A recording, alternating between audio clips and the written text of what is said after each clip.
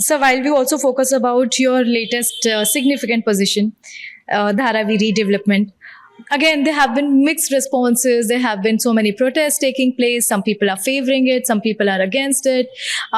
Tell us about what exactly is Dharavi Redevelopment when it comes to the transformation, when it comes to the urbanization, how people are going to get benefited. See, let me tell you what Dharavi project is. Yeah. I'll start by saying that this is by far the most complex project I have ever handled. Yeah. In my more than 2 decades of urban experience and infrastructure experience, by far the most complex. Because the project is like that. And I always call it a movement, not just a project. It is not like, Atal Setu or a metro rail you have done, no. Because of one thing, that is one thing in one word I'll say, livelihoods. The livelihoods are very, very important, affected. Now let me come to what the project is. This project is also, Dharavi is also the world's largest urban renewal project.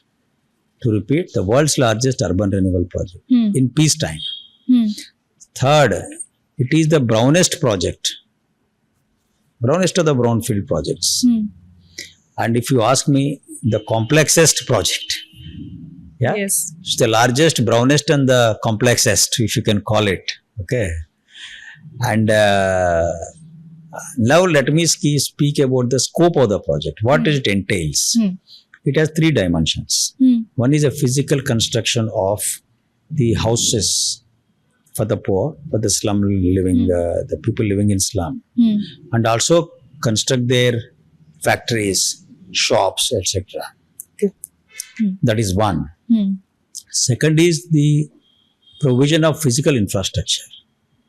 Like, for instance, the roads, the bridges, the stormwater, the sewerage, the drinking water, power lines. Second dimension. And the third dimension of the project is the social infrastructure in terms of schools, colleges, hospitals, community centers, temples, mosques. So all the 3 projects, the 3 dimensions are what we call, in one word, that's called a city. So basically that we are was building. My word. In fact, you people are building up a city. It's we exactly are building like a city within a city. Yes, absolutely. We are building a city within a city, and that has never happened. So in a complex environment like this. And if you remember, there was a famous person who used to be here in Dharavi. His name was Vardarajan Mudalayar. Yes. You might have seen the film Dayavan in Hindi, otherwise Nayakan in Tamil, Nayakudu in Telugu. Yeah. So that underworld, so that was started like that. And then afterwards, now it has become famous after the very many movies, Oscar-winning movies, right? Yeah. So from a distance, Dharavi looks very romantic. But to live there is a nightmare for every day, because the density of Dharavi is the highest in the world. It accommodates about 200,000 people per square kilometer, right? And most of them don't have a proper toilet. If you can see in the morning, people will be standing in queues. Most of the houses don't have drinking water, okay? And most important is lack of entitlements. See, if you ask any shopkeeper or anybody, are you going to be there after 15 years? Not very sure, because there are no physical entitlements, right? So that is why Dharavi is also caught in the low-level investment trap. Because if somebody wants to invest 20 lakh rupees, he will think twice, because you never know what happens to your investment. So people don't, I'm talking about small and marginal investors, micro and enterprises, small enterprises, Whereas Dharavi is, as you know, all of us know perhaps, is a thriving economy, albeit in informal sector, right? It does about $1 billion business every year, right? So, given this complex background, to prepare Dharavi for renewal, it is, if somebody calls it a challenge or a game changer, I will strongly object to it. It is a gargantuan task, yeah. Especially, the toughest part is to onboard all the stakeholders. Absolutely. And as we speak about, we could complete nearly 90,000 units of survey completed. So it is at the fag end. So yeah. And if you remember, Dharavi was envisaged, first time it was talked about way back exactly 4 decades ago in 1985. Okay. Yeah, the then Prime Minister visited Dharavi and it was first time envisaged when Mr. Rajiv Gandhi was Prime Minister. Oh. And it took 20 years to start DRP. DRP was started in 2004. It's almost 20 years after the even conceptualization. And after that, continuous bids were called. Every time there was an issue. So finally we could close it. The work has started in right earnest as we speak, right? So we had to do financial structuring, we have to do organizational structuring, Correct. out of the box, lot of things, because anyway, that's a different point. 40 years back, it was into the concept. Then 20 years later, the DRP was brought. 2 decades. Yeah, 2 decades. And now the work is Started. Construction has started. Construction has started. But it must be very, very difficult for you to make people of Dharavi understand that what their future will be, and it is for their benefit. It is for them. Yeah, see, I do agree, but the reason is different. The reason is what you just answered. What you said, it took 2 decades to conceptualize. After that, 2 decades to start. So there is a lot of skepticism. Had I been in Dharavi also, I would not believe anybody that Dharavi will happen. Because continuously everybody was saying, this Dharavi will happen. But you see, 2 generations have gone. So skepticism was there. But when this government came, Honorable Chief Minister, he said, we should do Dharavi. He was very particular and he said, he gave free hand. He said, you conceptualize it and let us do it. So accordingly, we had several rounds of discussions. Let me tell you on this platform, the CM himself gave a lot of new ideas as to how to do it. And we had to work on them actually. Okay. Yeah, definitely. And then whatever we proposed, it was discussed in detail. There is a committee of secretaries headed by Chief Secretary. Then the proposals went to cabinet. That is how the entire thing was done in a very transparent manner. So the onboarding of different stakeholders, and let us understand who are the stakeholders. Stakeholders, the number one are the people. People. Right? Yeah. Second, there are businesses. Yeah. And third is the government. Yes. Fourth is the investors. Right? And the other stake is also very important, which I consider is very important, is the media. Because they have one of the fifth pillar, I must say, for this project. Because a lot of communication was involved. I still do. As I speak to you, I am still communicating through you, in fact. So media plays a very important role. Of course, nowadays it is more of social media. So that's very important. So the difficult task, as you come back to your original question, you have to convince the people. That is because a lot of skepticism was there. So, because there were no bidders. In 2016, the bids were called, nobody came. Say, 5 times that bids were extended, nobody came. So, how are the people to believe that this time it would be different, right? So, to make them believe is to ensure that things start. So, now things have started. So, I am hopeful that things will go forward. How about shuffling people from one place, from Dharavi to another place? That is, I guess, the most difficult. No, I guess difficult is again an understatement. See, I'll tell you. I agree. So first, the people typically they are shifted to a transit camp. Then the construction take place, and then they have to come back. And they have their children going to schools. They have their own shops to go. They have livelihoods, and their relatives. They are staying. See, Dharavi again is a mini India. You speak any language. Many cities, mini India, true. See, you speak any language there, you'll find people respond. in Dharavi. And secondly, the food habits, many religions, cultures, everything is there. That is why we found a solution. See, everything there is a solution. You have to think a little bit out of the box. So we said we'll try to minimize the transit. So how to do it? How? Yes. So then we found some land, which is the railway land, which we purchased from the government of India at a particular price. And that land is reasonably free of encumbrance. There is a slum there also. There are almost 3,000 slums there also. However, by and large, it was easy, much better. So only railway facilities were there. So then we had to go to railway ministries. I myself went to Delhi, and Honorable CM, himself, present CM, Dr. Sri Devendra Fadnavis ji, he went to Delhi. He spoke at the highest level, and finally we could get the land. The MOU was signed. I still remember. I think on the CST station platform, I still remember. So railway platform, and both the railway minister, the then railway minister and the CM were present, and it was signed off. Yeah. So because of that, we could actually overcome the issue of mostly, by and large, we could overcome issue of shifting to transit. The execution plan is like that to ensure that it is minimum. I won't say there won't be any transit. There will be minimum. Yeah. But still, So you have to find solutions basically. So yeah. how many years down the line it is going to I am be? thinking about 7 years is the official deadline for this project for rehabilitation. So I think it should be able to be substantially complete by that time. I am very reasonably confident about it. Maybe 1 or 2 years here and there because of lot of social factors. I think within less than a decade it should be done. And by, Which is humongously, it is. sounds to be near impossible. Sir, it is global, to be honest. If we just think about Dharavi Redevelopment Project, it has grabbed global headlines. Always been. It has Yes, always people been. are, of course, people are eyeing upon how is this going to be changed, how people are going to support, and how this entire, Kaya Palat is going to take place that way. But tell me one thing, after how many years are we going to see that Dharavi has completely changed and we are seeing the commercial hubs, the tall buildings? I think so. That will happen in less than a decade. Yeah.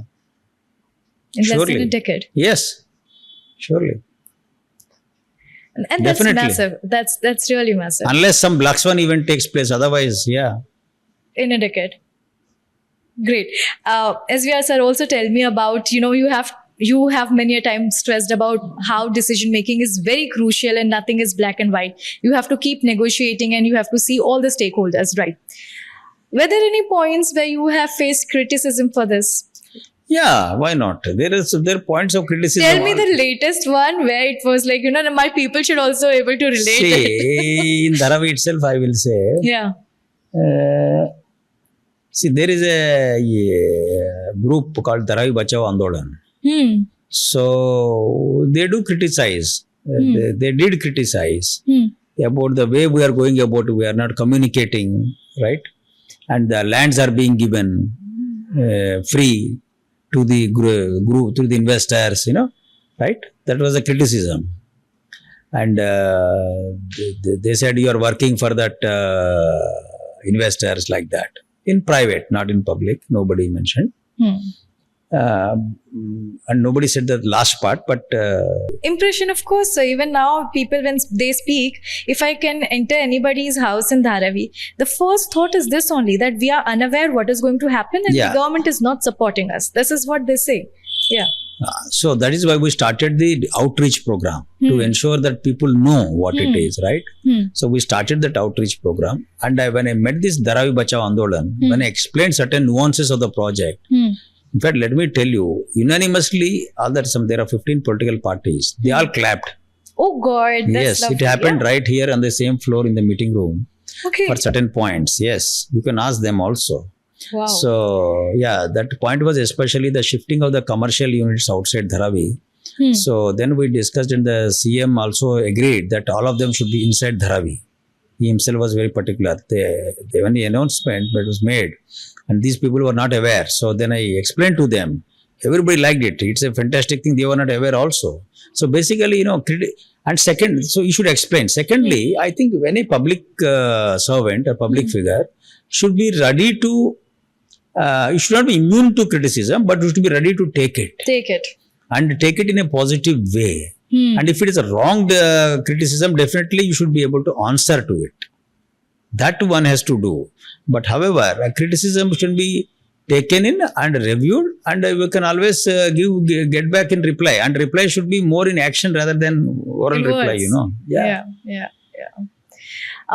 Sir, And there can be several, it happens, a lot of criticism, very common, common. That I wanted to understand one such criticism where it must have shook you, or like, why this is happening. I'm doing for the people, but still there are several questions being raised, several fingers being pointed at me. Not several Dharavi? fingers. In Dharavi, not much in that sense. I told you that's what it is at the moment. But ensuring the different departments to collaborate with this toward this end, that was really So one basic question. Trust me, being an interviewer again, I'm I have such thoughts. Why you need to touch Dharavi? I mean, if you want to provide them with basic amenities, that can be done via BMC or by MMRD or wherever the land belongs to whomsoever. That can be done. Why you need to redevelop and construct Dharavi into a mini city? And the basic question, why? No, let us. We should always start with the basics. Yes. See, I told you the answers are, in fact, initially I gave, but I'll give in a different frame, in your framework now. The density of Dharavi is highest in the world. Correct. Right? And secondly, there are livelihoods issues, right? And I also spoke about, in the context of livelihoods, the low-level investment trap. There are no entitlements, right? The Slum Act, it says that he's protected, but he can't redevelop it, reconstruct.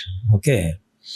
And also, there is a need to formalize the whole thing. Otherwise, this will continue to be an informal settlement. It is not good for the people and not for the government also, because government is losing in terms of various things, but people are also losing because they cannot be given an upliftment that they are looking for. And now I'll come to what the point you made regarding the basic amenities can be given by BMC, right?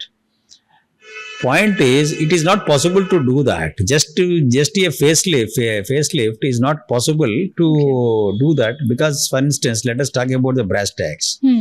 Water supply. How would you give water supply to all the people of Dharavi at the home? Because there are no roads. If you go to Dharavi, I'm sure you would have gone, you would have seen many of them have only 2 feet width. So how can you dig up and lay a line and give it to all the houses? And the many houses are less than 100 square feet. Yes. Secondly, how do you give storm water there? How? It's not possible unless you do a proper road network. There is no road network. And thirdly, there is no space to even construct hospitals or schools. There is no space. People have occupied for a century. It's a century now. It's a 100-year-old slum. So, yeah. So the necessity is to do it comprehensively. Question, you can just by patchwork won't work. No, it can't work. It will work provided the density would have been maybe 10% of that. Okay. See, smaller slum, but with a lesser density, then you can do that. Is what there used to be a program called UBSP and Urban Basic Services for the Poor. Okay. That project used to be there, and then it became some other name, and then it came called Valmiki Ambedkar Awas Yojana, something like that, and then it became slum improvement, slum board. Like, for example, MADA has a slum board, Housing Board has a slum board. Yes. Repair and reconstruction, something they used to do. They still do that. But the point is, and now I come to a larger philosophical question: do you want the slum to be a slum only, or you want to have slum-free Mumbai? See, it's easy to do this, because it suits. There is a famous book by P. Sainath. Everybody loves a drought in India. So similarly, why everybody loves a slum? One should ask maybe. Because that becomes it becomes a vote bank politics. Yeah. And second, also, see. You take a moral high ground. People are in slums, and my bap type of a culture creeps in. Yes. So that is how the underworld also used to operate. They used to give solutions, right? Yes. Yeah. Yes. So so that's what. So you want slum or slum-free Mumbai? So you want slum-free, obviously. So for that, you require a comprehensive development, not just patchwork. A patchwork won't work at all. Again, and it will be forever you have to do. And that is a humongous cost on the future generations. Yeah. That's why Dharavi especially requires a comprehensive redevelopment. So Dharavi requires this entire redevelopment. And but also because it is going to, slums? and also it is going to unleash forces of economic growth for the entire city. Right. So other slums can have a facelift by providing Provided the sanitation. densities are less. It depends on the density. Densities have to be less, you see. Okay. But point is, it should be developed in such a way it should no longer be called a slum. I mean, people themselves should feel, yes, we are no longer in a slum. No longer. I think that will be a difficult task. I mean, that is not advisable if you ask me. Unless the densities are low. If the densities are low, yes, you can do it. Yeah. It's happening in other cities. Right. For instance, smaller tier 2 cities, slum maintenance works do happen. Tier 2 cities or tier 2 slums, let me say that. Okay. But where you have humongously densified population, then I think better to do for redevelopment once and for all. Of course, we should not end up doing vertical slums. Okay. Yes.